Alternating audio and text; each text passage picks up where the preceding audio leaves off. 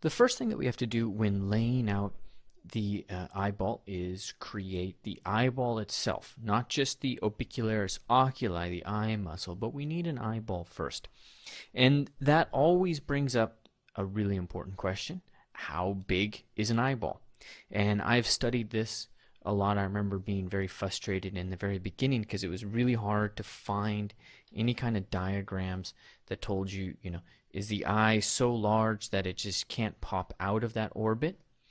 Or is it inside of that orbit as this little tiny thing? Or what? And there's obviously some variation here. So what I want to provide for you this time around is an absolute measurement. Now remember, we already set our head to 18 centimeters tall. So now we're able to use real-world units of measurement to help us here. And so I'm going to say that an eyeball, all by itself, just the eyeball, is going to be 24 millimeters tall, or in diameter. So 24 millimeters, that's 2.4 centimeters. And we can measure that out. Now, if you have lost your measurements from saving, because this is that's now probably an hour or so ago of videos, then you're going to have to reset it. But if you want to ever avoid resetting this, then what you might want to do is come into Preference and make a note of what that unit scale says. Just write it somewhere because you can always just reset that for this model. In my case, it's 8.8878, so I have that written down. I've restarted ZBrush. I just import that number again, and our calibration is going to be perfectly in sync. So with that done, I can come into Move. I can drag out an action line, and then I can pull that back in. And I'm going to pay attention to this upper corner, and we're at 2.4 centimeters. Notice that it now says centimeters, which is kind of cool. That's done by just saying set units, and then you type in whatever unit you want. There's nothing, this is all relative, there's no math to this. This is just the variable, the text variable that appears behind the measurements. So just make sure you set that, whatever you want, and then you'll be in good shape. So 2.4. That looks like our eyeball then is going to be coming from here to here. If you then take a pen and grab that measurement and extract it into height, you can see there's some space in between the top and the bottom and the sides. And of course, this is assuming that we have the orbit of our eye absolutely accurate, which is a good assumption, but not necessarily the case. This is being sculpted in front of you, so it's quite possible, without too much review, I've got my measurements wrong, and it's quite possibly yours are wrong as well. But that's why we're doing this. So we're going to say 24 centimeters. That's a pretty solid number. So what I have to do is append a sphere and get it to that exact size. Pretty simple to do.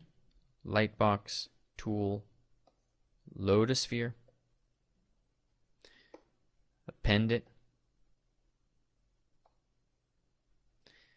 come all the way down, select it, and start to resize.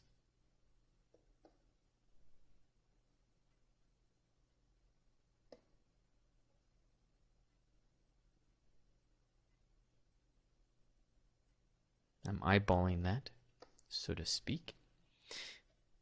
I'm going to use move it over, and we're within range. Not perfect, but within range.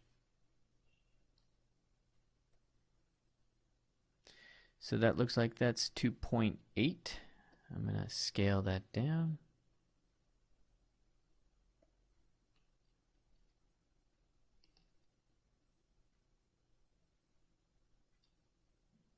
And there you go. 24 millimeters. The beauty of this system is if you know the height of the head, or if you can assume something, then you know an absolute number that you can be pretty much guaranteed is going to work.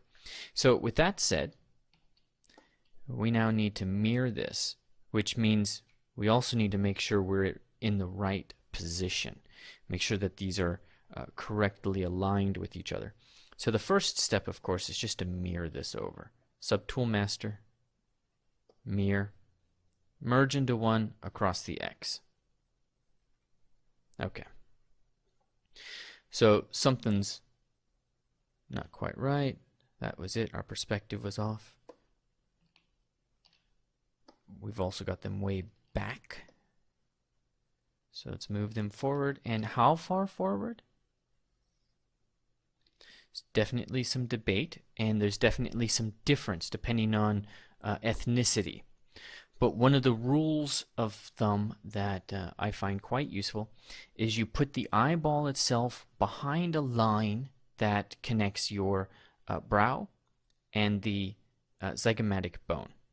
The idea being, if somebody comes in with a hammer or a hatchet, they're going to hit here, and the eye is largely going to be protected.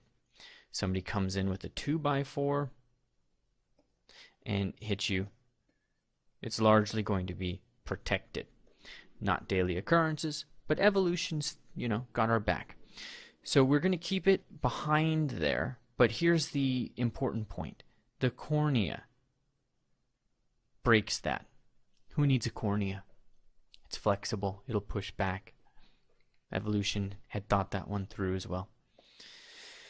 So we've got the side view, but what about the front? Because this is looking a little bit crazy-eyed.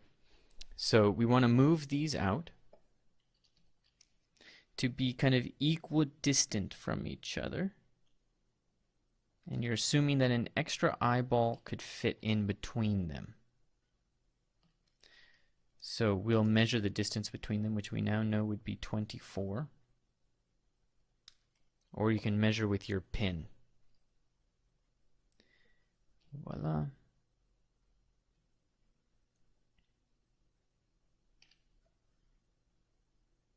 Okay. So we've got a little space there. Turn perspective on, and that starts to become a little bit more important because they're going to start to diverge more.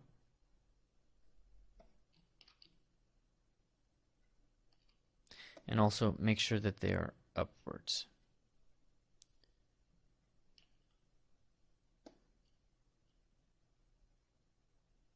The upper part of that cavity. Okay, let's leave them at that, and we'll make any adjustments that we have to make as we go.